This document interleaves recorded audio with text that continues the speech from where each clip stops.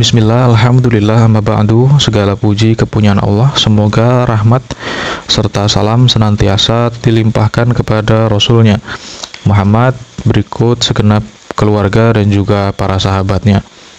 Tujuan yang ingin dicapai pada buku ini, buku Bidayatul Mujtahid, ialah untuk menetapkan masalah-masalah hukum yang disepakati maupun hukum-hukum yang diperselisihkan oleh para ulama, berikut juga beserta dengan dalil-dalilnya dan hal-hal yang menimbulkan perselisihan. Ya, secara umum berkisar pada dasar dan kaidah-kaidah masalah pengertian nas di dalam syariat.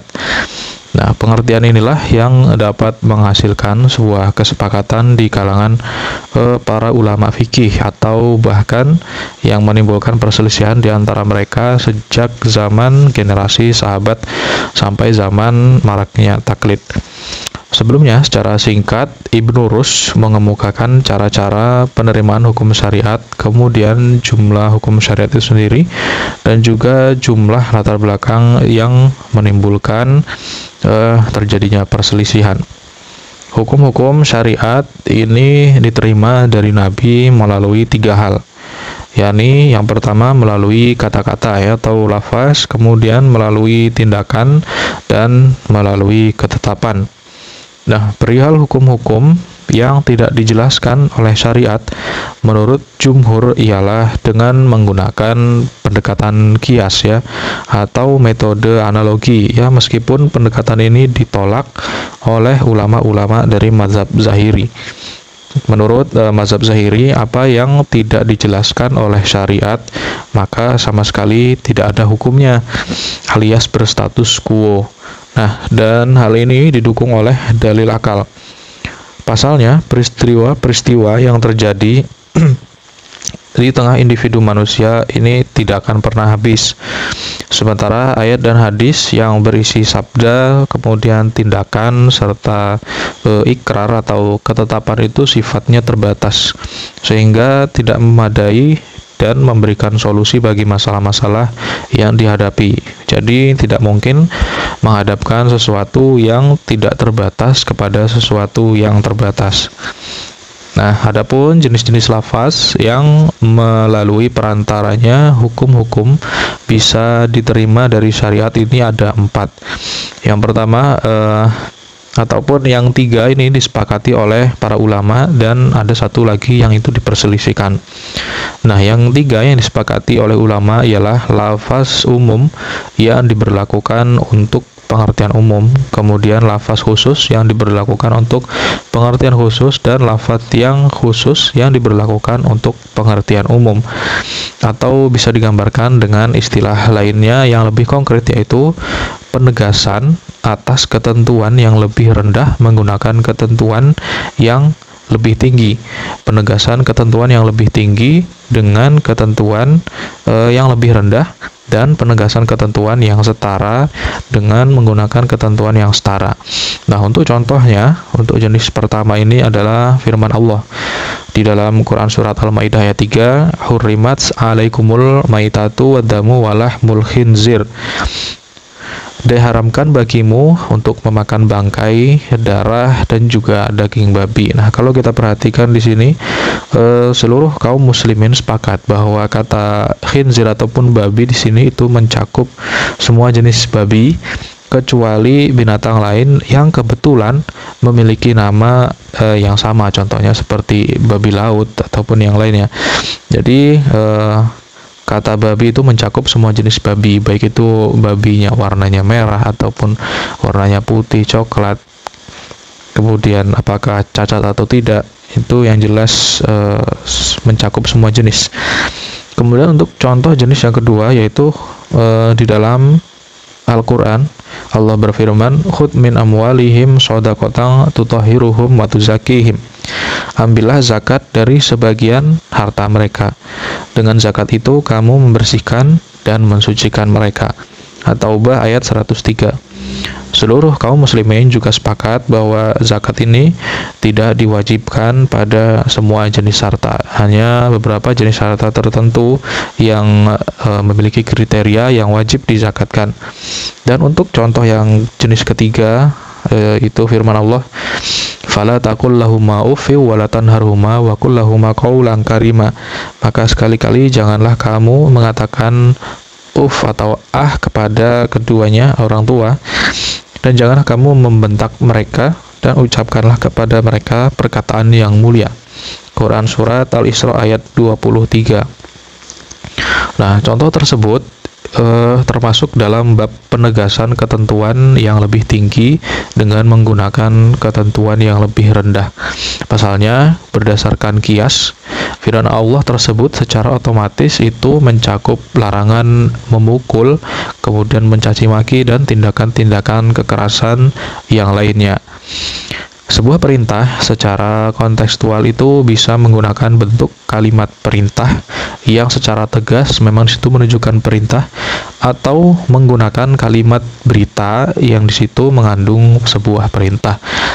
Begitu pula sebuah larangan yang harus ditinggalkan. Terkadang itu bisa menggunakan bentuk kalimat larangan yang secara tegas menunjukkan larangan, dan bisa menggunakan bentuk kalimat berita yang disitu berisi tentang sebuah larangan. Kemudian pertanyaan yang muncul ialah, apakah penggunaan bentuk kalimat perintah seperti itu bisa diartikan wajib ataukah sunnah atau berstatus quo sampai ada dalil yang secara konkret, yang secara jelas menunjukkan salah satunya. Nah, inilah yang lazim, yang biasanya menimbulkan perbedaan pendapat di antara para ulama, seperti yang juga disebutkan di dalam kitab-kitab usul fiqh. Demikian pula yang berlaku dengan penggunaan kalimat larangan. Ketentuan-ketentuan yang terkait dengan hukum, ada yang menggunakan suatu lafaz yang hanya menunjukkan satu makna saja, dan inilah yang di dalam ilmu usul fiqh ini disebut dengan nas dan harus diamalkan. Tetapi juga ada yang menggunakan satu lafaz yang mengandung lebih dari satu makna. Yang terakhir ini menjadi dua. Yang pertama, lafaz tersebut menunjukkan banyak makna secara sama rata. Kemudian, dan inilah yang dikenal dalam ilmu ushul fiqh dengan istilah mujmal, dan harus ditinggalkan ataupun tidak diamalkan. Yang kedua adalah lafaz tersebut menunjukkan banyak makna, tetapi sebagiannya lebih dari yang lain. Lafaz yang menunjukkan makna yang lebih banyak itu dikenal dengan istilah zahir, sedangkan lafaz yang menunjukkan makna yang lebih sedikit itu dikenal dengan istilah muhtamal. Nah, jika ada lafaz mutlak, yaitu lafaz yang tidak ada batasan, yang mencakup banyak makna, maka harus dipahami dengan makna yang zahir, sampai ada dalil yang menunjukkan bahwa lafaz tersebut bermakna muhtamal. Lalu muncullah perbedaan pendapat di kalangan para fuqaha tentang perkataan-perkataan syariat, namun hanya berkisar pada 3 makna saja. Yang pertama adalah dari segi istirok, yaitu makna ganda pada lafaz yang dikaitkan dengan hukum. Kemudian yang kedua dijelaskan lagi dari istirok, makna ganda yang ada pada alif dan lam yang terdapat pada lafaz tersebut. Apakah maknanya sebagian ataukah maknanya itu keseluruhan? Dan yang ketiga, dari segi istirok, makna ganda dari lafaz-lafaz yang mengandung sebuah perintah dan larangan. Nah, adapun cara yang keempat adalah memahami adanya ketentuan hukum dari sesuatu dan menafikan hukum tersebut dari selainnya, atau sebaliknya. Inilah yang dikenal dengan istilah dalil khitab, yang merupakan dalil yang diperselisihkan oleh ulama. Contohnya seperti sabda Rasulullah, kambing yang diumbar di padang rumput itu ada kewajiban zakatnya. Nah, artinya kambing yang tidak diumbar di padang rumput tidak terkena kewajiban zakat. Nah, selanjutnya ialah tentang kias. Kias adalah sebuah metode ataupun sebuah pendekatan untuk menetapkan masalah yang ketentuan hukumnya itu tidak dijelaskan oleh syariat Islam, lalu kemudian dianalogikan dengan masalah yang ketentuan hukumnya itu sudah dijelaskan oleh syariat karena memiliki substansi dan motif yang sama. Oleh karena itu, kias ada 2, yakni kias sibahi dan kias ilah. Perbedaan antara kias dengan lafaz khusus yang mempunyai pengertian umum adalah kias itu berada pada ranah lafaz khusus yang mempunyai pengertian khusus, lalu dianalogikan dengan lafaz lain yang sama dengannya. Maksudnya adalah sesuatu yang tidak terdapat ketentuan hukumnya dalam syariat itu dikiaskan dengan sesuatu yang terdapat ketentuan hukumnya dari segi kesamaan atau keserupaan antara keduanya, bukan dari segi makna yang ditunjukkan keduanya. Sebab menyamakan sesuatu yang tidak terdapat ketentuan hukumnya dengan sesuatu yang terdapat ketentuan hukumnya dari segi makna yang ditunjukkannya bukan termasuk kias, melainkan adalah al-lafaz. Dan kedua istilah ini sangat mirip, sebab keduanya merupakan bentuk penyamaan sesuatu yang tidak ada ketentuan hukumnya dengan sesuatu yang ada ketentuan hukumnya. Dan keduanya ini seringkali dianggap sama oleh para fuqaha. Padahal kedua hal tersebut antara kias dan al-lafaz adalah berbeda. Contoh kias menyamakan antara orang yang meminum khamar dengan orang yang menuduh berzina dalam hal sanksi hukumannya, atau menyamakan antara mahar dengan nisab harta yang dicuri dalam hal penetapan sanksi hukuman potong tangan. Sedangkan menyamakan barang-barang yang mengandung riba dengan makanan pokok, sesuatu yang ditakar atau sesuatu yang mempunyai rasa adalah contoh dari lafaz khusus yang diberlakukan untuk pengertian umum. Nah, perhatikan hal ini baik-baik karena terdapat sesuatu yang tidak jelas atau ada sesuatu yang mirip. Jenis yang pertama yaitu kias adalah yang patut diperselisihkan oleh ulama-ulama dari mazhab Zahiri, itu bukan jenis yang kedua. Sebab jenis kedua ini termasuk bagian dari nas. Siapapun yang tidak meyakini penggunaannya berarti ia menolak salah satu jenis penggunaan bahasa Arab. Adapun tindakan, menurut sebagian besar ahli fikih, termasuk salah satu cara penerimaan hukum syar'i. Namun, menurut sebagian yang lain tidak termasuk salah satu cara penerimaan hukum syar'i, sebab ia tidak mempunyai redaksi. Kemudian para ulama yang berpendapat bahwa tindakan merupakan salah satu cara penerimaan hukum syar'i berbeda pendapat tentang jenis hukum syar'i yang ditunjukkannya. Menurut sebagian dari mereka, jenis hukum yang ditunjukkannya adalah wajib. Sedangkan menurut sebagian mereka yang lain, jenis hukum yang ditunjukkannya ini adalah sunnah. Padahal yang dipilih oleh para ulama ahli tahqiq adalah jika menjadi penjelas lafadz mujmal yang hukumnya wajib, maka ia menunjukkan hukum wajib. Tapi jika ia menjadi penjelas lafadz mujmal yang hukumnya sunnah, maka ia menunjukkan hukum sunnah. Sedangkan jika ia tidak menjadi penjelas lafadz yang mujmal, maka ia menunjukkan hukum sunnah jika termasuk dari jenis ibadah, dan menunjukkan hukum mubah jika termasuk dari jenis yang mubah. Sedangkan takrir ataupun ketetapan itu memiliki konotasi hukum boleh atau mubah. Demikianlah beberapa metode istinbat ataupun pencetusan sebuah dalil.